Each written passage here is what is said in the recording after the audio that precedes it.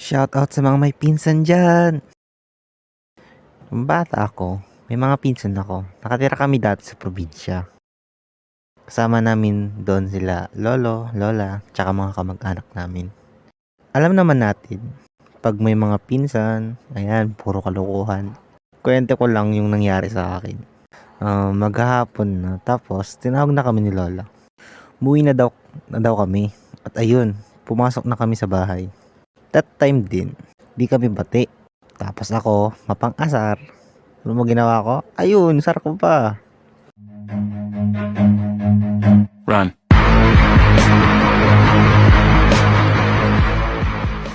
Nagulat ako nun eh. Bigla siya tumayo. Sabay hanabol ako. Takbo ako nun eh. Tawang-tawa na natatakot. Nung una, tawang-tawa pa. Hanggang sa nahabol niya ako. Na-corner niya. Hinila niya yung damit ko. Ayun, napunit. Galit si lola noon eh.